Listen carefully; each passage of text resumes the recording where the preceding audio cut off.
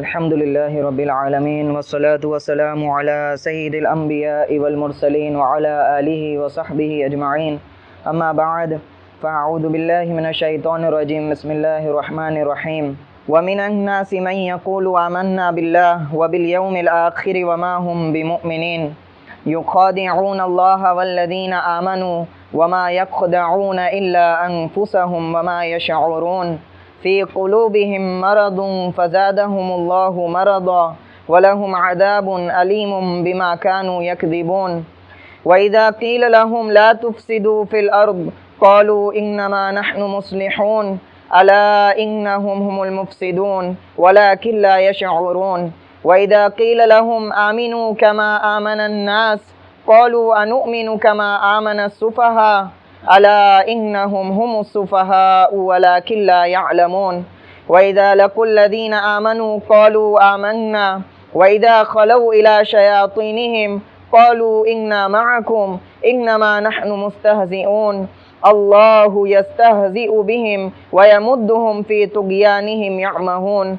أولئك الذين اشتروا الضلالة بالهدى فما ربحت تجارتهم وما كانوا مهتدين. مثلهم كمثل الذي استوقد نارا فلما أضاءت ما حوله ذهب الله بنورهم وتركهم في ظلمات لا يبصرون صم بكم عمي فهم لا يرجعون. أو كصيب من السماء فيه ظلمات ورعد وبرق يجعلون أصابعهم في آذانهم من الصواعق حذر الموت والله محيط بالكافرين. يكاد البرق يخطف أبصارهم كلما أضاء لهم مشوا فيه وإذا أظلم عليهم قاموا ولو شاء الله لذهب بسمعهم وأبصارهم إن الله على كل شيء قدير. صدق اللہ العظیم. گزشتہ مجلس میں جیسا کہ سورۃ البقرہ کی ابتدا ہوئی، شروع صورت میں قرآن شریف کے بے عیب اور بغیر کسی شک و شبہ کے ہونے کی صراحت کی گئی کہ یہ کتاب ہے جس میں کوئی شک نہیں ہے، کوئی شبہ نہیں ہے. اس کے بعد کتاب کو ہدایت قرار دیا گیا ان لوگوں کے لیے جو متقی تھے، یعنی 3 لوگوں کا بیان ہوا جس میں پہلے ایمان والے اور متقیوں کے حال کی وضاحت کی اور 5 آیتیں ان کی حالت کے بیان میں پیش کی. اس کے بعد کھلے کافر جو معادانہ طور پر اللہ کے اور اس کے رسول کا انکار کرتے ہیں، اسلام کا انکار کرتے ہیں، 2 آیتوں میں ان کی حالت کو ذکر کیا. اس کے بعد 13 آیتیں تیسرے گروہ کے بارے میں نازل کی. یہ تیسرا گروہ قرآن کی اصطلاح میں انہیں منافق کہتے ہیں. ان کی حالت کو بیان کرنے کے لیے 13 آیتوں کو نازل کیا گیا. پہلے ان کی کیفیات کو بیان کیا گیا، اس کے بعد مثالوں کے ذریعے ان کی حالت کو سمجھانے کے لیے آیتوں کو پیش کیا گیا.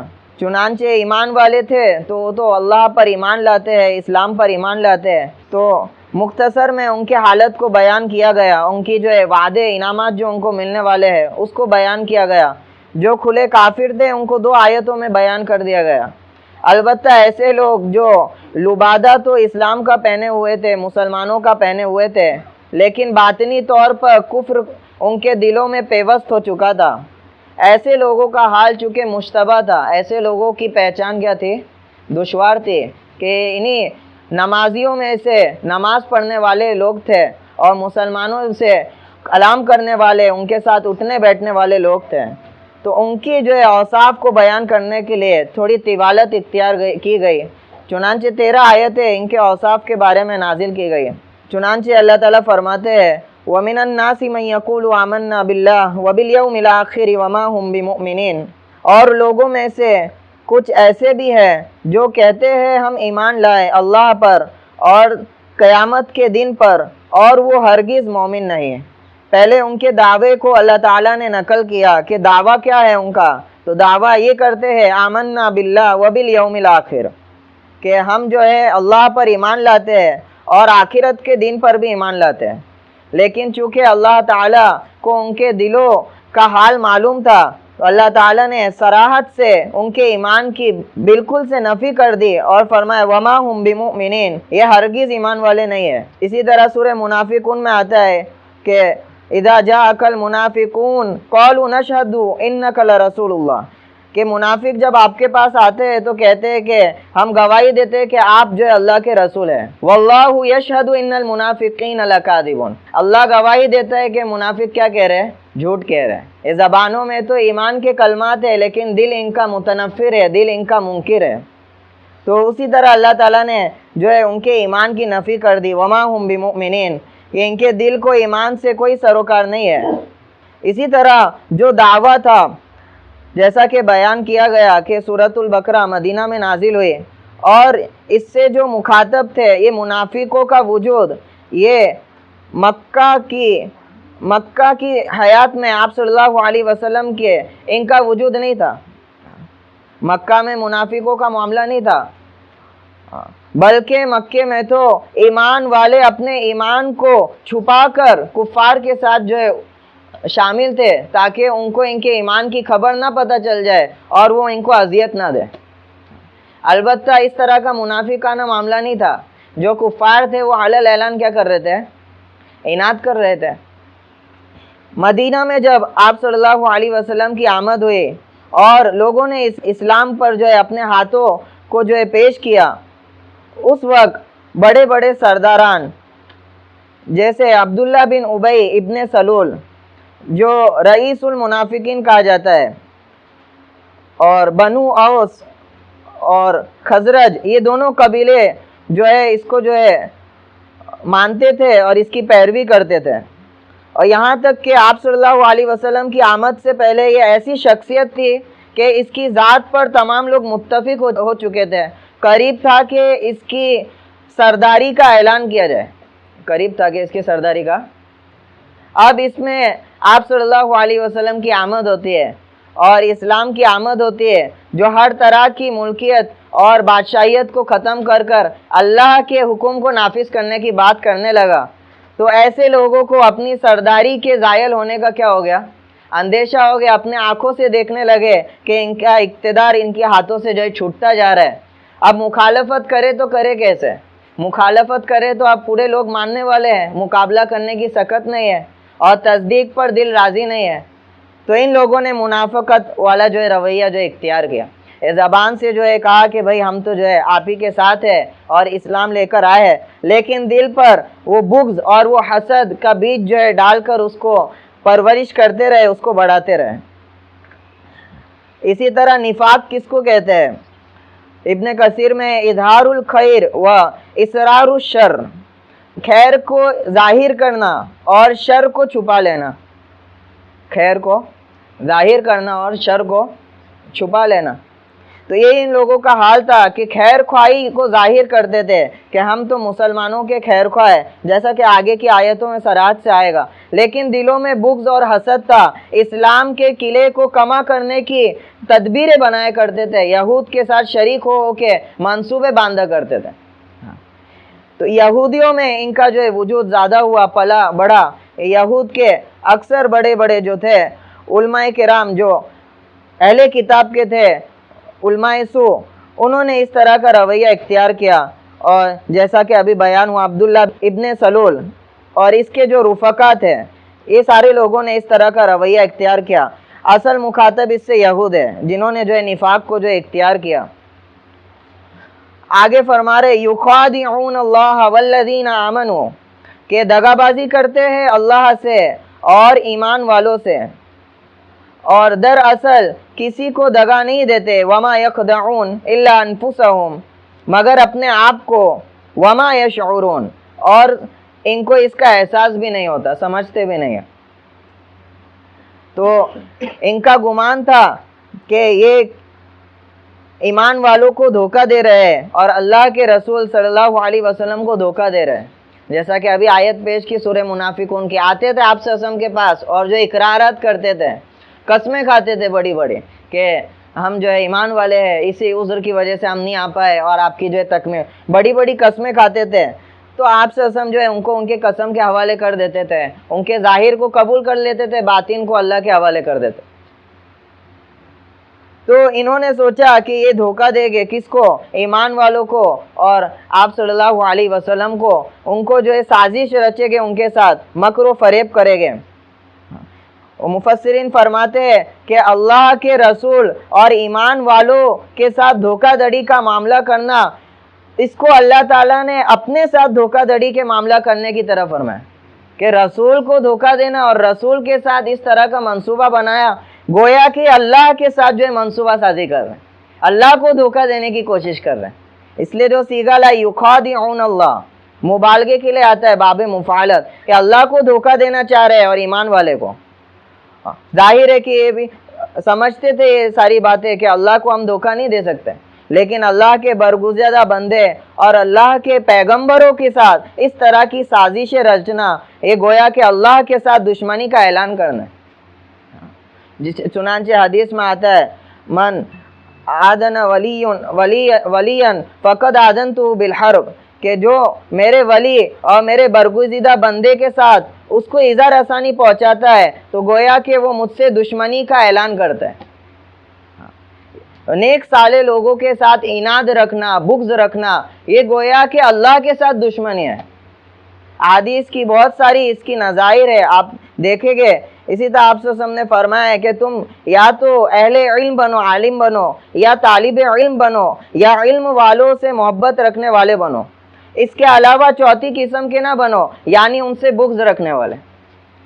اسی طرح آپ دیکھیں گے حدیث میں آتا ہے، آپ صلی اللہ علیہ وسلم نے فرمایا جو شخص فجر کی نماز باجماعت پڑھتا ہے وہ گویا کہ وہ اللہ کے اسلام کے جھنڈے کو لے کر نکلتا ہے، اور جو شخص ایسے آدمی کو ایذا پہنچاتا ہے، اس کو تکلیف پہنچاتا ہے، اس کی جو ہے نقصان پہنچانے کے در پہ رہتا ہے، گویا کہ وہ اللہ سے دشمنی کا جنگ کا اعلان کرتا ہے۔ تو اللہ کے برگزیدہ بندے، نیک بندے، جو مصلح بندے ہیں، ان کے ساتھ بغض رکھنا گویا کہ اللہ کے ساتھ بغض رکھنا ہے، اور اللہ کے ساتھ جو بھی بغض رکھتا ہے، اللہ کے ساتھ جو بھی اس طرح کا معاملہ کرتا ہے، وہ اللہ کو تو کوئی نقصان نہیں پہنچاتا ہے۔ وما یخدعون الا انفسهم، دھوکہ دیتا ہے تو خود کو دیتا ہے۔ وما یشعرون، اور اس کو سمجھتا بھی نہیں ہے کہ وہ دھوکہ کس کو دے رہا ہے۔ تو یہ دھوکہ دراصل یہ خود اپنی ذات کو دے رہے ہیں۔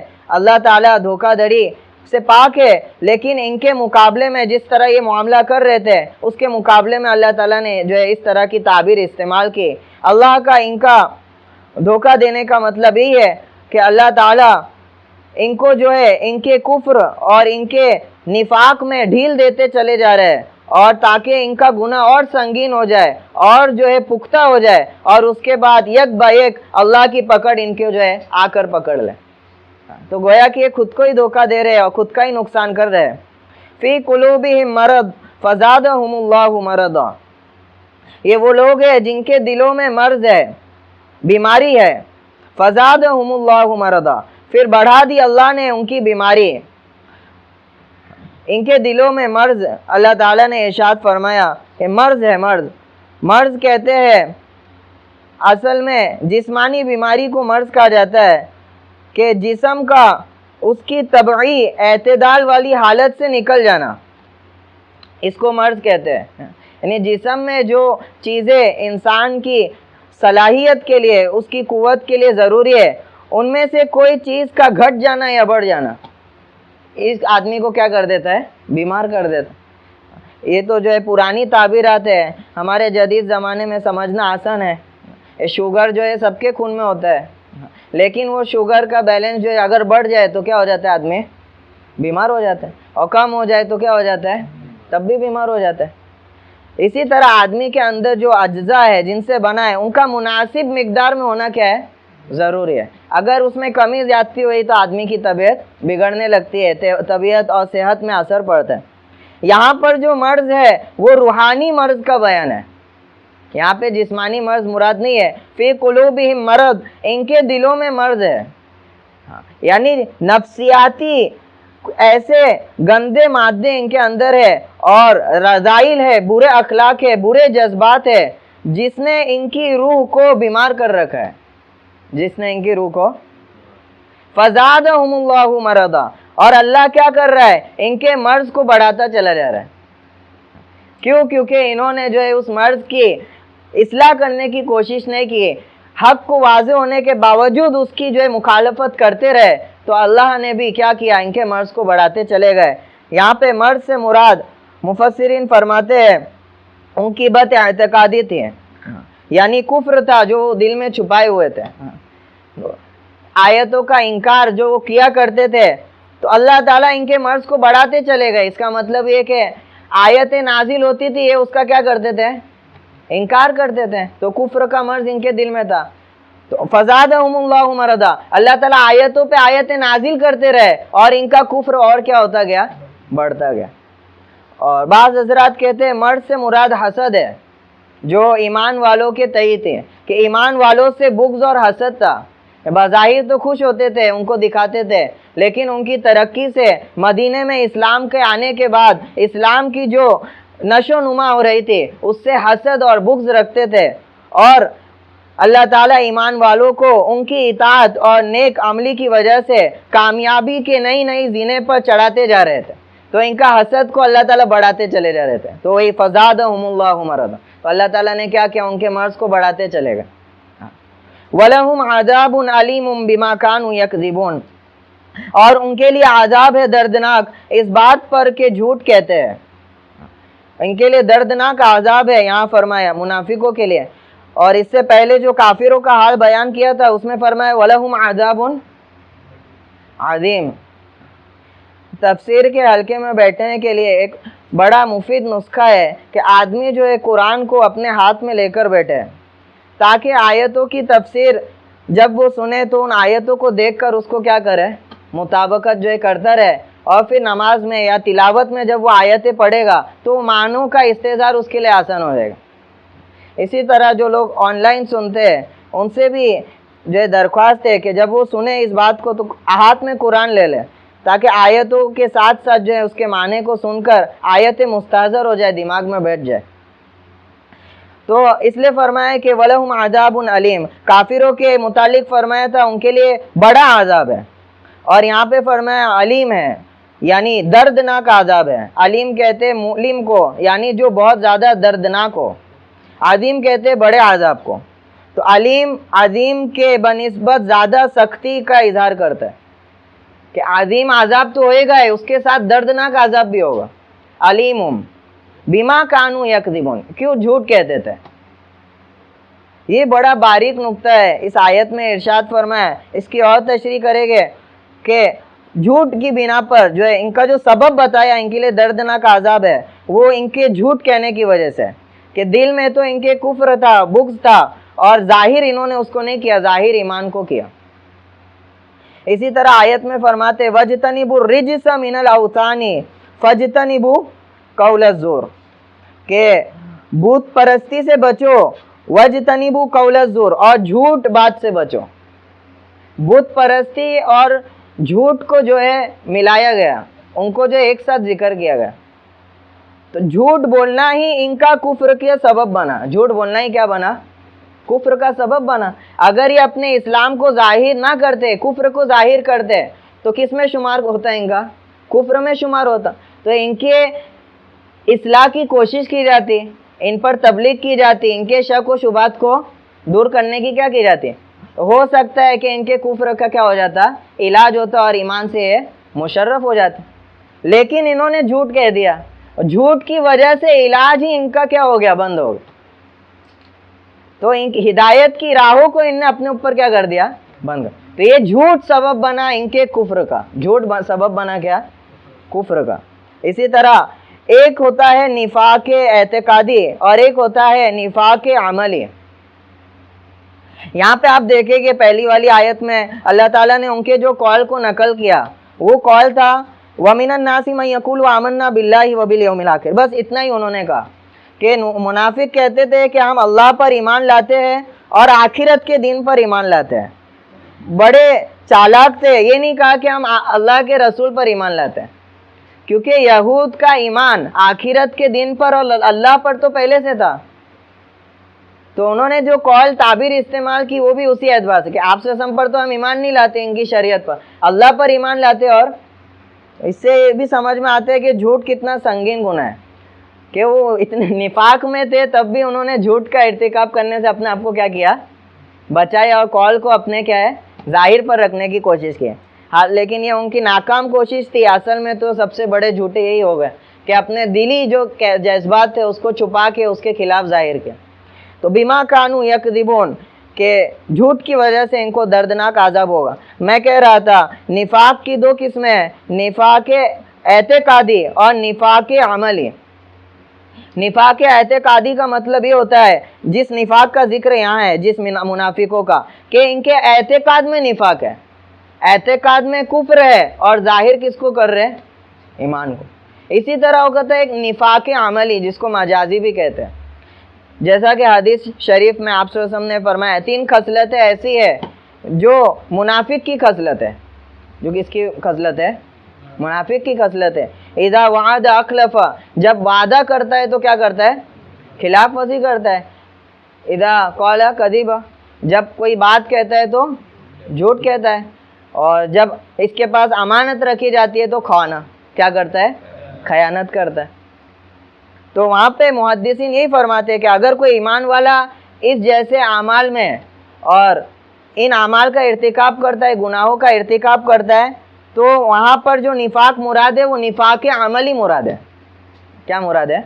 کہ اعتقاد کے اعتبار سے اگرچہ چلو ایمان میں داخل ہے لیکن عمل میں یہ منافق کی طرح ہے. عمل میں کس کی طرح ہے؟ منافق کی طرح. تو جھوٹ بولنا یہ ساری چیزیں اگر ایمان والا بھی کرے تو گویا کہ کس کی علامت ہے؟ منافقوں کی علامت, نفاق عملی کی علامت ہے. اور گناہ کو کھینچتا ہے. مبادہ کہیں ایسا نہ ہو جائے کہ گناہ ہم کو نفاق کی طرف لے جائے. تو اس لیے جھوٹ بولنا سنگین گناہ تھا اور اسی نے ان کو کفر پر جما دیا. اسی کی وجہ سے ان کے دردناک عذاب کی وعید سنائی گئی. اور اسی ان کی افراتفری میں اندر کچھ اور تھا, اندر بغض تھی, حسد تھی اور باہر جو ایک خیر خواہی تھی. اور اسی میں جو ہے تدبیریں کر رہے ہیں, یہودیوں سے پیٹ پیچھے سازش کر رہے ہیں, یہاں پر مسلمانوں کی جو ہے منصوبوں کو سن کر وہاں پہ پہنچا رہے. تو یہ جو قسم کا ماحول تھا اس نے جو ہے فساد برپا کر دیا. کیا کر دیا؟ ایسا نہیں ہے یہ نفاق والے لوگ اسی زمانے میں تھے, آگے بات آئے گی. بہرحال بتاتا چلو کہ یہ منافقین کا وجود صرف آپ صلی اللہ علیہ وسلم کے زمانے میں تھا یا اس کے بعد بھی ہے؟ علماء نے بحث کی. تو منافقین جو تھے آپ صلی اللہ علیہ وسلم کے زمانے میں 2 قسم کے منافق تھے.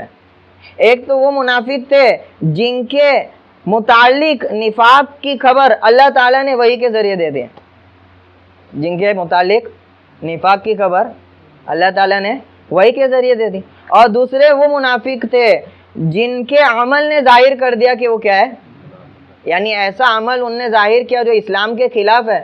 وہ بات تو اسلام کی کر رہے لیکن عمل کی وجہ سے کیا ہو گیا. اس لیے سیرت میں آپ پڑھیں گے کہ مدنی زندگی میں کسی منافق کی بھی ہمت نہیں تھی کہ جماعت سے نماز چھوڑ دے. کیا کر دے؟ جماعت سے نماز چھوڑ کر زندگی گزارنے کا اسلام میں تصور ہی نہیں تھا صحابہ میں. اگر ایسا کوئی علل اعلان کر دے تو نفاق پر کیا ہو جاتا تھا؟ ظاہر ہو جاتا تھا.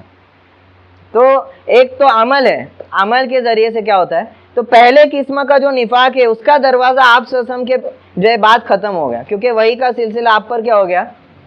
لیکن یہ جو دوسرا درجہ ہے کہ عمل سے آدمی کوئی ایسا عمل کر دے جو اسلام کی مخالفت کا ہو اور اسلام کی ضروریات کے مخالفت ہو, یہ اس طرح کا نفاق جو ہے ابھی بھی جاری ہے. لیکن البتہ ان پر نفاق کا حکم نہیں لگتا ہے. اگر کوئی اس طرح کا نفاق والا عمل کر دے تو وہ کہاں شامل ہوئے گا؟ وہ صریح کافر ہو جائے گا. کیا ہو جائے گا؟ گویا کہ آج کے زمانے میں صرف 2 ہی گروہ باقی رہے, یا تو ایمان والے یا تو کافر. اگر اس طرح کا کوئی معاملہ کرتا ہے تو وہ کافروں میں ہی شمار ہوگا. تو اس طرح کا جو معاملہ کرتے تھے بڑے فتنہ فساد جو ہے برپا کر دیا. اور آج بھی ہم دیکھتے مشاہدہ کرتے ہیں اس طرح کے لوگ امن و امان کو ختم کر دیتے ہیں. ہم جب دیکھیں گے عالم میں تو ہم اس بات کو دیکھ کر حیران ہو جائیں گے کہ اس امت کا اکثر طبقہ نفاق میں ملوث ہے کسی نہ کسی درجے میں. آپ اپنے آس پاس کے ماحول کو دیکھو, اپنے آس پاس کے لوگوں کو دیکھو, کتنے ایسے ہم مثالیں پیش کرنے سے قاصر ہیں. لوگ اچھے سے بات کر رہے ہیں لیکن دلوں میں کیا رکھے ہوئے؟ بغض رکھے ہوئے, حسد رکھے ہوئے. حکمران عوام کو جو ہے دھوکے بازی میں جو ہے لگے ہوئے, اچھی باتیں کر رہے لیکن دل میں کیا ان کے لیے منصوبے بنا رہے. اور عوام جو ہے حکمرانوں کے تئیں کیا رکھ رہی ہے؟ بغض رکھ رہی ہے. کہ اچھی سامنے باتیں رکھ رہی ہے لیکن دلوں میں کیا ہے؟ نفرت ہے. ہمارے معاشرے میں کتنا ایسا معاملہ ہے, ہم جو ہے کتنوں سے بات کرتے ہیں لیکن دل میں اس کے متعلق کیا ہے؟ بغض ہے, عناد ہے, اور ظاہر میں کیا ہے؟ اس کے مال کی وجہ سے, اس کے منصب کی وجہ سے کیا ہے؟ تو یہ نفاق والی جو صفت ہے یہ بڑی بد امنی والی صفت ہے. یہ معاشرے کو خلط ملط کر دیتی ہے, فساد برپا کر دیتی ہے. آدمی جو ہے بہت سی صفات ہے, گناہ ہے, اس کو تو گناہ سمجھتا ہے, قتل کو سب گناہ سمجھتے ہیں, ہر شریف آدمی اس سے بچنے کی کوشش کرتا ہے, زنا کو گناہ سمجھتے ہیں. لیکن کچھ اخلاقی بیماریاں ہیں, وہ اخلاقی بیماریاں اتنی سنگین ہے کہ اس میں ملوث ہونے سے معاشرہ تباہ ہو جاتا ہے. معاشرہ کیا ہو جاتا ہے؟ وہ قتل کے در تک بھی چلا جاتا ہے, اور پھر گناہوں کے در تک چلا جاتا ہے, عصمت دری کے در تک چلا جاتا ہے. بڑے بڑے منصوبے آج ہم سنتے ہیں وومنس رائٹ کے نام پہ کہ عورتوں کے لیے بڑی ناصحانہ جو ہے تنظیمیں لے کر آتے ہیں. کیا لے کر آتے ہیں؟ ہم جو ہے کیا کرنے والے؟ عورتوں کی خیرخواہی کرنے والے, ان کے حقوق کو کیا کرنے والے؟ اس کو وصول کرنے والے. لیکن دلوں میں کیا رکھے ہوئے ہیں؟ نفس پرستی ان کے جو ہے گھیر لیے, ایسی منصوبے, ایسے جو ہے تنظیمیں جن کے وجود سے عورتوں کا جینا اور دوبر ہوتا جا رہا ہے, لوگوں کا جینا اور کیا ہوتا جا رہا ہے؟ اور دوبر ہوتا جا رہا ہے. تو یہ نفاق جو ہے بد امنی کو پیدا کرتا ہے اور جو ایک بے اطمینانی کو پیدا کرتا ہے. تو ان کے نفاق کے معاملے کی وجہ سے مدینہ میں بھی کچھ اس طرح کے کیا ہوئے معاملات ہوئے, جس کا موقع یہاں پہ بیان کرنے کا نہیں ہے. سیرت میں آپ پڑھیں گے کہ ان کی کیا کیا خرافات تھے, یہاں تک کہ آپ صلی اللہ علیہ وسلم کے قتل کرنے تک کا منصوبہ بنا چکے تھے اور کوشش بھی کر دیے تھے, لیکن اللہ نے وہی سے آپ صلی اللہ علیہ وسلم کو کیا کر دیا؟ نائز ڈل کے بچا دیا. تو ان کی جو گندگی ہوتی ہے, اس دل کی بغض ہوتا ہے, حسد ہوتا ہے, وہ آدمی کو انسان بننے سے جو ہے ہٹا کر حیوانیت تک پہنچا دیتا ہے, بعض مرتبہ حیوان سے بھی نیچے گرا دیتا ہے.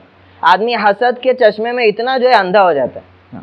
تو یہ فساد پچانے لگے تو ان سے کہا گیا وَإِذَا قِيلَ لَهُمْ لَا تُفْسِدُوا فِي الْأَرْضِ قَالُوا إِنَّمَا نَحْنُ مُصْلِحُونَ, اور جب کہا جاتا ہے ان کو فساد نہ ڈالو, فساد نہ مچاؤ زمین میں, تو کہتے ہیں انما نحن مصلحون, ارے ہم فساد کہاں مچا رہے ہیں؟ انما نحن مصلحون, ہم تو اصلاح کرنے کی کوشش میں ہیں. ہم تو کیا کرنے کی کوشش میں؟ ابھی بتایا میں نے, تھوڑی اس کی مثال دی. تو یہ ان کے اندر روگ تھا کہ اپنے عیب کو, اپنے ہنر کو وہ کیا سمجھ, اپنے عیب کو ہنر سمجھ رہے تھے. اپنے عیب کو کیا سمجھ رہے تھے؟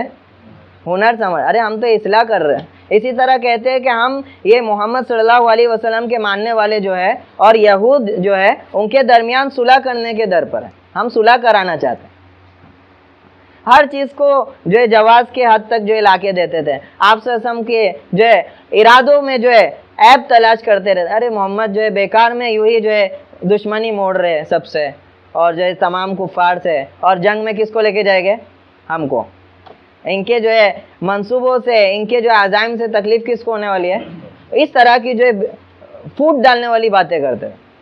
جس طرح جو آج کے ماحول میں ہم جس کو بولتے ہیں لبرلائزیشن, اسلام کے دعوے کرنے والوں میں سے کچھ لوگ ایسے ہیں لبرلائزیشن کا نعرہ لگاتے ہیں, جو شریعت نے جن باتوں کی اجازت نہیں دی ہے اس کو بھی روا کرتے ہیں. ارے فلیکسیبلٹی ہے, کیا ہے؟ فلیکسیبلٹی ہے, سب چلتا ہے. کیا کرتا ہے؟ تو ایسے لوگ امن امان کو کیا کرتے ہیں؟ خراب کرتے اور معاشرے میں پھوٹ ڈالتے ہیں, معاشرے کو گندا بناتے. تو ان سے کہا گیا کہ تم جو ہے فساد مت مچاؤ. تو دعویٰ کرنے لگے کہ ہم اصلاح کرنے والے ہیں. ہم کیا کر رہے ہیں؟ اصلاح. ہم جنگ کو روکنا چاہتے ہیں. ہم کیا کرتے ہیں؟ جنگ کو روکنا چاہتے. تو یہ ان کا مزاج تھا.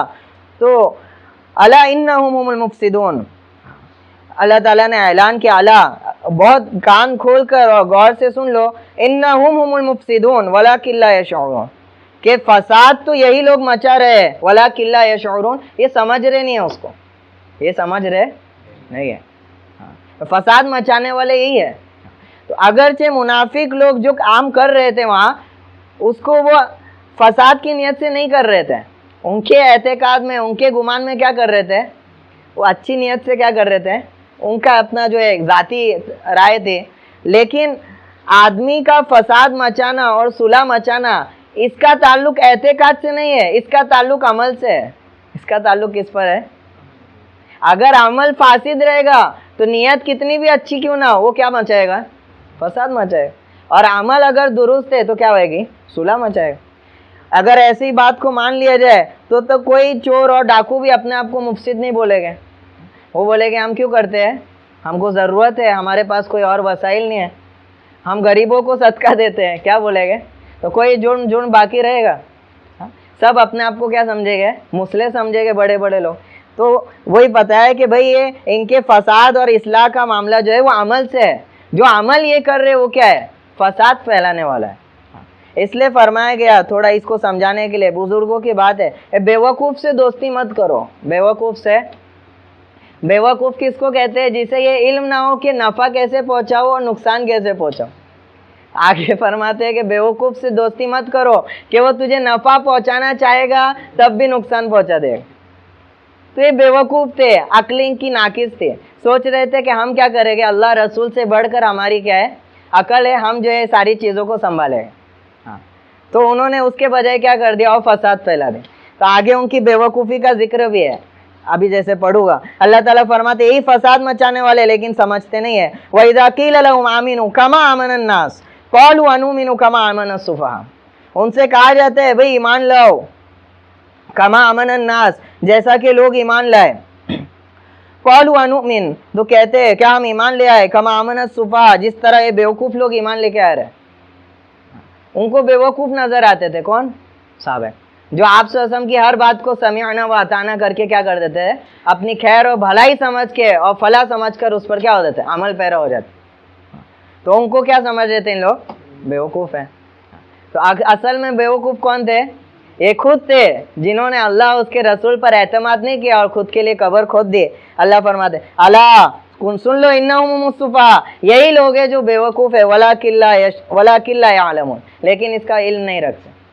ابھی میں نے وہ بات بتائی تھی, بیوقوف, یہ بیوقوفی کی علامات کہ آدمی کچھ کرنا چاہے لیکن کیا ہے, عمل جو ہے غلط اختیار کرے تو کیا پھیلاتا ہے, وہ نقصان پہنچاتا ہے اور فائدہ نہیں پہنچا پاتا. تو اصل یہ بیوقوف نہیں ہے, بیوقوف تو یہ منافق ہے جو فساد پھیلا رہے ہیں. اسی طرح ان سے کہا گیا کہ لوگوں کی طرح ایمان لاؤ. ناس سے کون مراد ہے یہاں؟ ہاں, صحابہ کرام مراد ہے, ماشاءاللہ. اور اسی طرح روایت میں آتا ہے عبداللہ ابن سلام جو یہود کے بڑے عالم تھے اور انہوں نے بعد میں کیا لائے, ایمان لے آئے, اسلام لے آئے. جب آپ صلی اللہ علیہ وسلم کی دلائل انہوں نے دیکھی, اپنی کتابوں میں اس کو پایا اسی طرح, تو ایمان لے آئے. تو اس کی طرف اشارہ ہے کہ بھائی جیسے تمہارے دوسرے ساتھی کیا لے آئے, ایمان لے آئے, تم بھی اسی طرح ایمان لے آؤ. اور اسی طرح اکثر مفسرین کی رائے ہے کہ یہاں پر جو ایمان مراد ہے وہ صحابہ کا ایمان مراد ہے. کس کا مراد ہے؟ گویا کہ اس آیت میں معیار ایمان صحابہ کے ایمان کو قرار دے دیا گیا.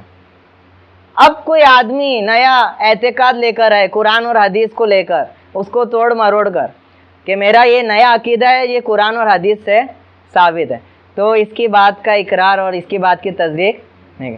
معیار ایمان جو ہے وہ صحابہ کا ایمان ہے کہ جس کیفیت اور جس صفات کے ساتھ صحابہ نے ایمان لایا تھا, اب وہی ایمان قیامت تک کیا ہوگا, مقبول ہوگا. اور اس سے ہٹ کر اگر کوئی ایمان لائے گا تو وہ مقبول نہیں ہوگا.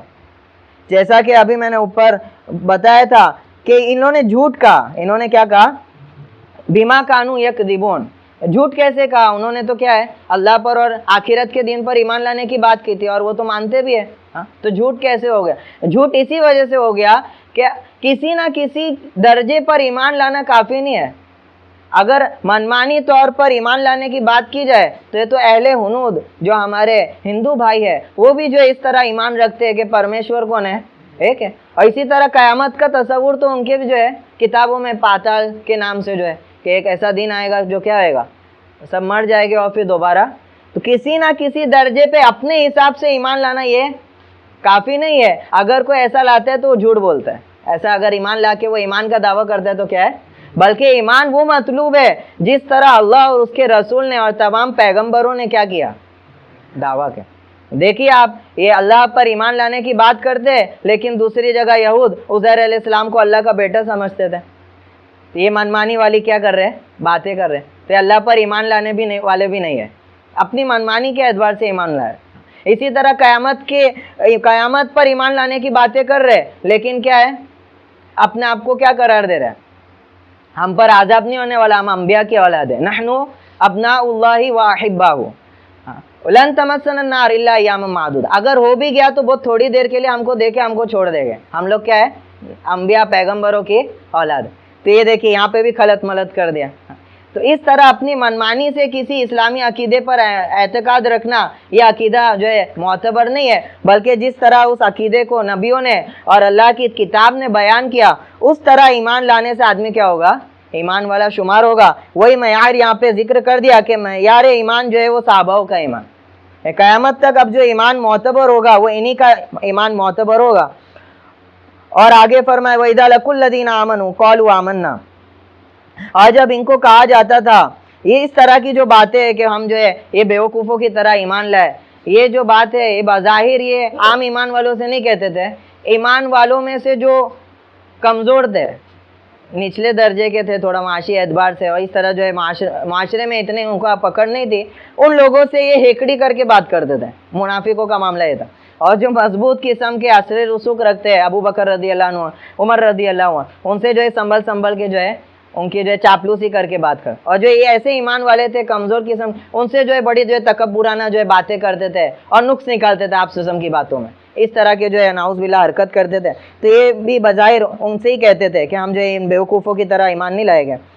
آگے کہا گیا ان سے کہ جب وَإِذَا لَقُوا الَّذِينَ آمَنُوا قَالُوا آمَنَّا، کہ جب ایمان والوں سے ملتے ہیں قَالُوا آمَنَّا تو کہتے ہیں کہ ہم ایمان لے آئے، ہم کیا لے آئے؟ ایمان لے آئے۔ وَإِذَا خَلَوْا إِلَىٰ شَيَاطِينِهِمْ قَالُوا إِنَّ مَعَكُمْ، اور جب اپنے شیطانوں کے پاس جاتے ہیں ان کے ساتھ خلوت اختیار کرتے ہیں، قَالُوا إِنَّ مَعَكُمْ تو کہنے لگتے ہیں کہ بھائی ہم تو آپ ہی کے ساتھ ہیں، إِنَّمَا نَحْنُ مُسْتَهْزِئُونَ، ہم تو جو ہے ان کے ساتھ کیا کر رہے ہیں؟ مذاق کر رہے ہیں، استہزاء کر رہے ہیں، پاگل بنا رہے ہیں، ان کو کیا کر رہے ہیں؟ پاگل بنا۔ تو یہ ان کا جو ہے حال تھا کہ ایمان والوں سے مل کر جو ایمان کے دعوے کرتے، جیسے آیت میں بھی ابھی آیا تھا، اور جب شیطانوں سے مراد ہے وہ یہود جو اسلام کے دشمن تھے اور منافقوں کی سرداری پر جو کیا تھے؟ فائز تھے، ان کو شیطان کہا گیا۔ شیطان کہتے ہیں ورگلانے والے کو، بھڑکانے والے کو، ہے نا، کسی کو جو ہے بہکانے والے کو جو ہے شیطان کی صفت ہے وہ آتی ہے۔ تو گویا کہ اتنا بہکاتے ہیں اور اتنی سازشیں کرتے ہیں، سراپا یہ شیطان بن چکے ہیں۔ کیا بن چکے ہیں؟ تو اپنے شیطانوں کے پاس جب خلوت اختیار کرتے، خلوت یعنی اکیلے میں ملتے، تو ان کو یہ ساری باتیں کہتے ہیں کہ ہم تو آپ ہی کے ساتھ ہیں، انما نحن مستہزئون، ہم تو ان کا مذاق اٹھا رہے۔ یہ اللہ کے نزدیک بڑی بات تھی۔ اللہ تعالیٰ نے فوراً وعید نازل کر دی، اللہ یستہزئ بہم، یہ کیا کر رہے؟ کیا کہہ رہے اکیلے میں؟ ہم ان کا مذاق اڑا رہے۔ اللہ فرما رہے اللہ یستہزئ بہم، اللہ ان کا مذاق اڑانے والا ہے۔ اللہ کیا کرنے والا ہے؟ ہاں، ان کو ڈیل دے رہا ہے تاکہ اپنے کفر عناد میں کیا ہو جائے؟ اور پختہ ہو جائے، اور یک بارگی ان کی کیا ہے؟ پکڑ کر ان کے جو ہے راز کو کیا کر دے گا؟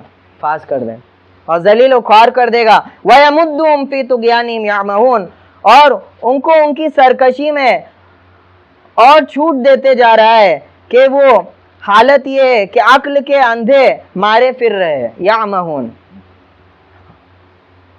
ان کی اس پریشانی کو اور بڑھاتا چلا جا رہا ہے۔ یہ صفت بڑی عجیب صفت ہے جو یہاں پہ جو ہے بیان کی گئی، تو طغیانہم یعمہون، ان کی سرکشی میں اور جو ہے ان کو پھیلائے جا رہے ہیں، جو سرکشی وہ کر رہے تھے عناد کی، کفر کی، اس کو اور اللہ تعالیٰ بڑھائے جا رہے ہیں۔ اب وہ اس سرکشی کو اختیار کر حیران اور پریشان ہے۔ عامیہ کہتے ہیں دل کے اندھے پن کو۔ کون سے اندھے پن کو؟ عین میم ہا اور عین میم یا کہتے ہیں آنکھوں کے اندھے پن کو، نابینائی کو۔ یہاں پہ یعمہون کہا گیا کہ حیران و پریشان ہے اپنی سرکشی میں۔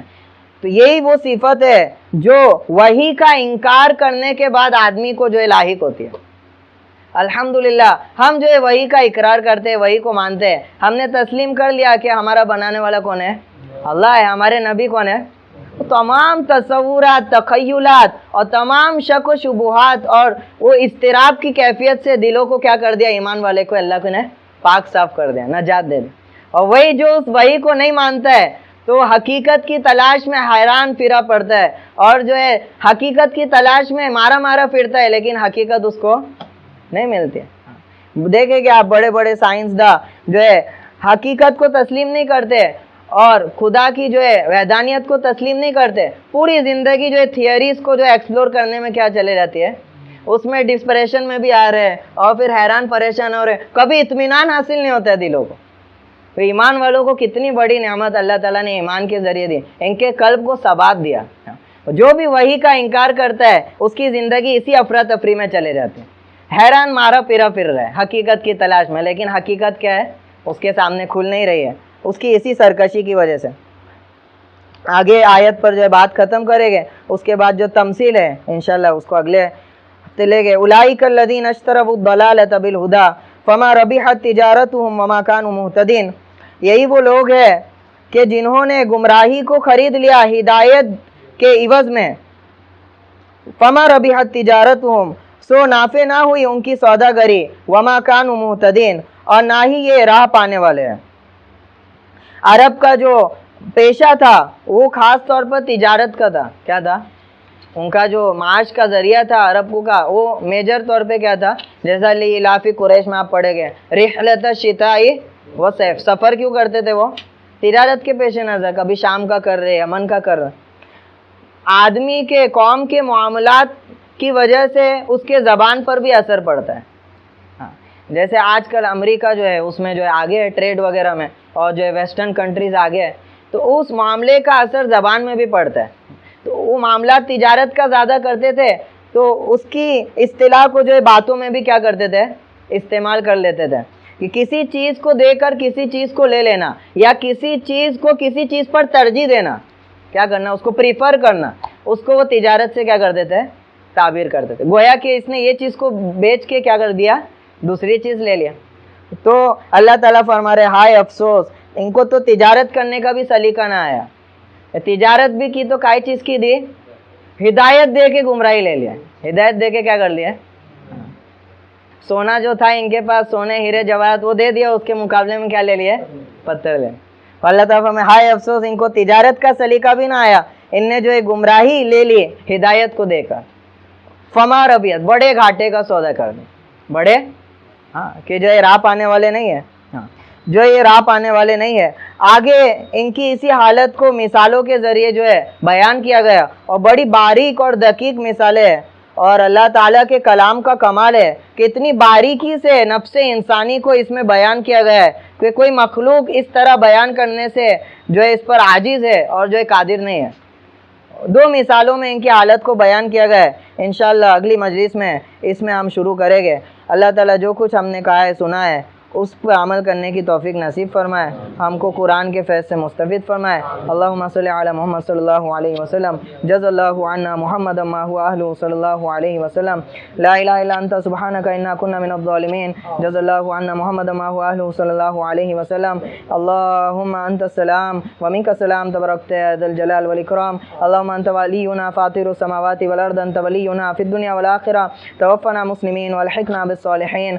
اللہ ہمارے تمام گناہوں کو معاف فرما، اللہ ہماری تمام خیانتوں کو معاف فرما، یا اللہ ہماری تمام خیانتوں کو معاف فرما، یا اللہ ہمیں نفاق اعتقادی سے یا اللہ ہمیں محفوظ فرما، یا اللہ نفاق عملی سے ہمیں محفوظ فرما، یا اللہ دنیا میں تو ہم ایمان والوں میں شمار کیے جاتے ہیں، یا اللہ ہمارے ڈاکیومنٹس میں ایمان والے کے نام ہے، یا اللہ لوگ ہمیں ایمان والے ناموں سے پکارتے ہیں، یا اللہ ہمارے ایمان کا حال تو ہی جانتا ہے، یا اللہ قیامت میں بھی ہمیں ایمان والوں میں سے شامل فرما، یا اللہ قیامت میں بھی ہمیں ایمان والوں میں سے شامل فرما، یا اللہ ہم سب کو حقیقی ایمان نصیب فرما، یا اللہ کفر نفاق کی گندگیوں سے ہمارے دل کو پاک صاف فرما، یا اللہ ہمارے نوجوانوں کو پاک صاف فرما، یا اللہ ان کے ساتھ تدبیریں کی جا رہی ہے، منصوبہ بندی کی جا رہی ہے، ان کے دلوں میں نفاق بیٹھانے کی کوششیں کی جا رہی ہے، یا اللہ ان کی کوششوں کو ناکام فرما، یا اللہ ایمان والوں کو ایمان پر ثابت قدمی نصیب فرما، یا اللہ اس نعمت کی قدردانی کی توفیق نصیب فرما،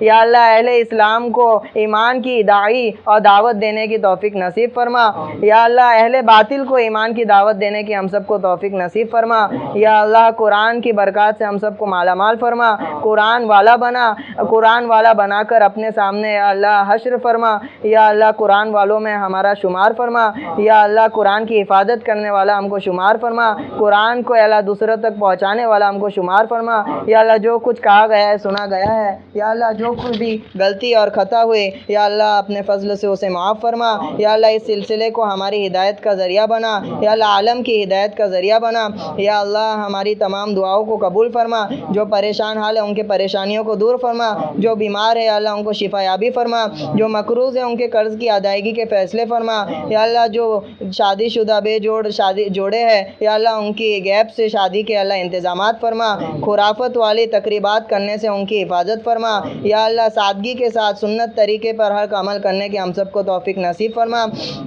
ان تمام خیر کا سوال آپ سے کرتے رب جو آپ صلی اللہ علیہ وسلم نے چاہی ہم کو خیر عطا فرما، تمام سے شرور سے ہم آپ کی پناہ چاہتے ہیں جن سے آپ نے چاہی ہمیں اللہ محفوظ فرما، آمین آمین یا رب۔ وآخر دعوانا الحمدللہ رب العالمین، سبحان ربک رب العزت عما یصفون وسلام علی المرسلین والحمدللہ رب العالمین۔